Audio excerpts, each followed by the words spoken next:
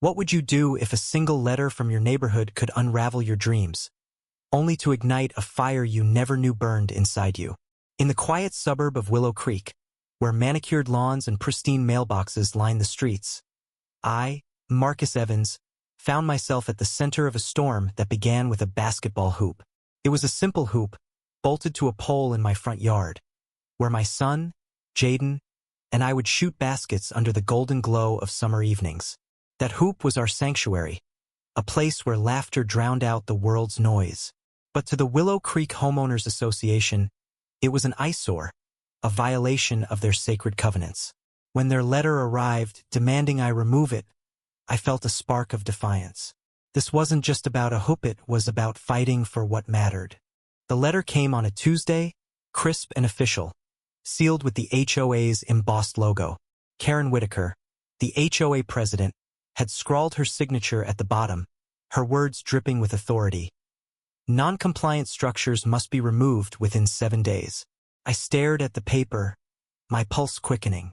Jaden, only 12, looked up from his homework, his brown eyes wide with worry. They can't take our hoop, Dad. Can they? I forced a smile, ruffling his hair. Not if I have anything to say about it, kid. But inside I was seething. Karen, with her perfectly coiffed hair and her clipboard-wielding patrols, had always been a thorn in the neighborhood's side. She'd fined Mrs. Lopez for planting tulips that were too vibrant, and scolded Mr. Patel for leaving his car parked on the street overnight. Now she'd set her sights on us. I tried reasoning first.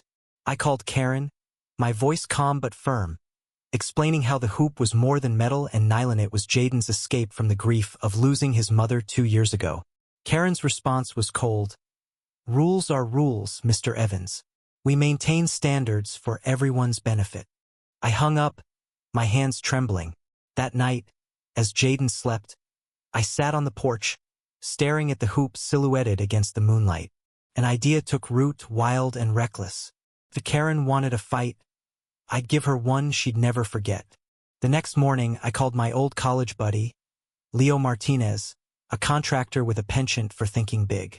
Leo, I said, pacing my kitchen, what if we don't just keep the hoop? What if we build something bigger? Leo laughed, his voice crackling through the phone. You're crazy, Marcus. But I'm in.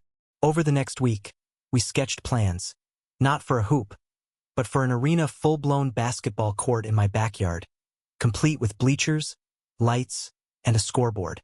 It was absurd, extravagant, and probably illegal under HOA regulations, but I didn't care. This was war. The construction began quietly.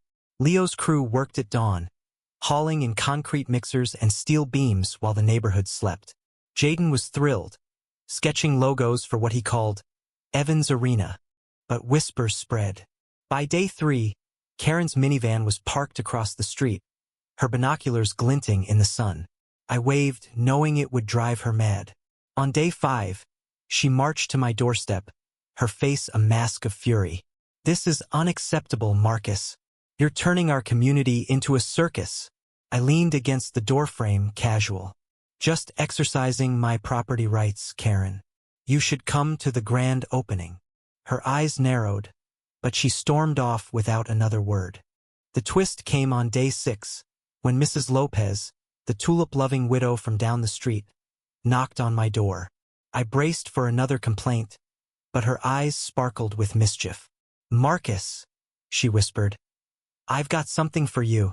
She handed me a folder, stuffed with old HOA meeting minutes and a yellowed blueprint. Karen's been hiding this, she said. The HOA charter allows community projects if approved by a majority vote. Build your arena, and I'll rally the neighbors. I was stunned. Mrs. Lopez, the quiet gardener, was my secret weapon. She'd overheard Karen plotting to fine me into oblivion and decided to fight back. With her help, I could turn this rebellion into a revolution. Mrs. Lopez worked fast, canvassing the neighborhood with a petition to designate the arena a community recreational project.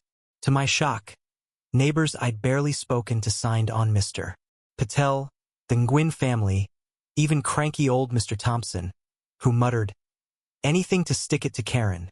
By the time the arena was finished, A sleek court with gleaming lines and a digital scoreboard. We had 60 signatures, enough to force a vote. I sent Karen an invitation to the grand opening, knowing she'd show up ready to shut us down. The opening night was electric. Floodlights bathed the court in white light, and Jaden's friends from school filled the bleachers, their cheers echoing through Willow Creek.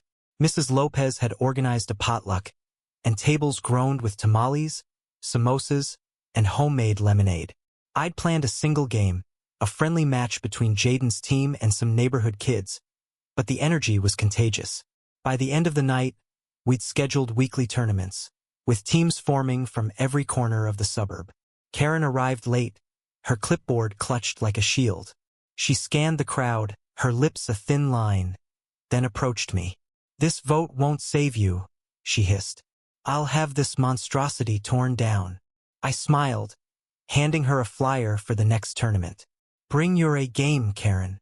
The vote was set for the following week at the community center. I spent days preparing, Jaden at my side, practicing my speech.